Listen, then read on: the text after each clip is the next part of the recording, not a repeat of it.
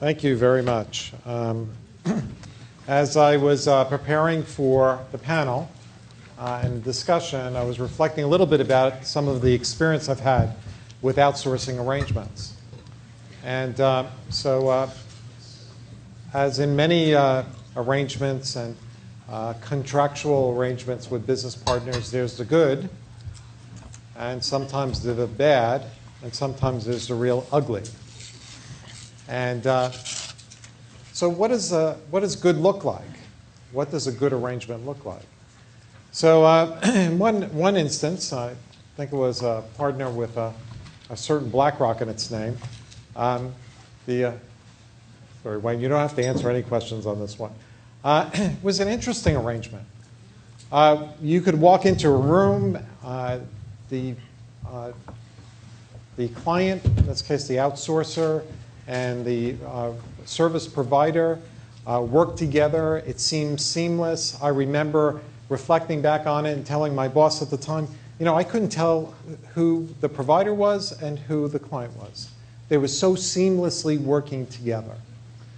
The point of that story and that reflection is that at the time I remember saying, I wonder why I even needed SLAs.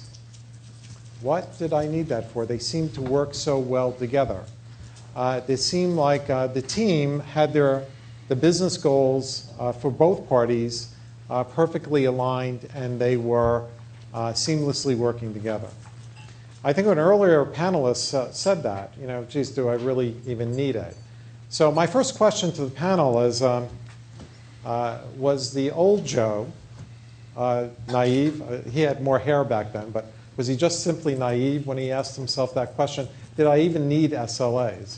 So Mike, maybe we'll start with this.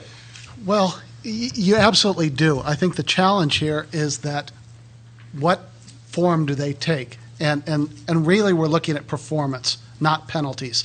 And when you think about this is that if it's set up correctly, then you will get the performance and you will drive those metrics that you need to kind of see.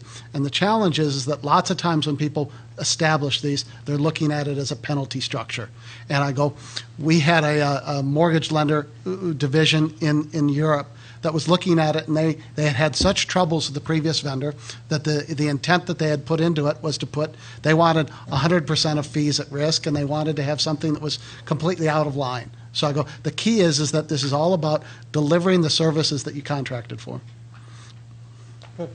Wayne, comment? I mean, I guess I would say the question of do you need service levels is kind of like, do you need a contract? The answer is hopefully not, but probably you do, right? If it's done right and everything works as it's intended, you're probably not spending a lot of time looking at the service levels because they're being met. The clients are happy. Same way with a contract. You know, ideally, you're not going back and looking at it all the time, but you need that structure in there as a backstop for when things don't work as planned. But right. I think earlier panelists said, you know, if I have to constantly look at my SLAs and therefore the contract, you must be in trouble. Mitch? Yeah, the first thing you do is really need to look at your vendor as really a strategic partner if you're outsourcing. I mean, not really looking at them as just a person just outsourcing a process that's not critical, but in fact they're part of your staff and part of your business, and really need to be brought on with that mentality. Do you need it? Do you need to have an SLA? Absolutely, you need to have an SLA. We live in a world that changes constantly. People change. Vendors change, people within the vendors change, people within corporations change.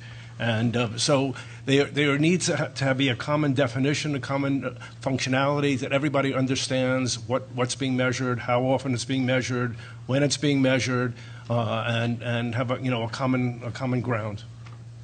So I'd asked a question. Reflecting back in those times, I've had other experiences, also very, very good experiences, where it seemed both teams were well aligned. Is that really the secret sauce, Mitch? Mitch, I'll talk with you. Again, you really need to plan and work with your outsourcing provider as a strategic partner. I mean, that really is it's from the get-go of planning. Creating regular meetings where you review results and make improvements, things going forward.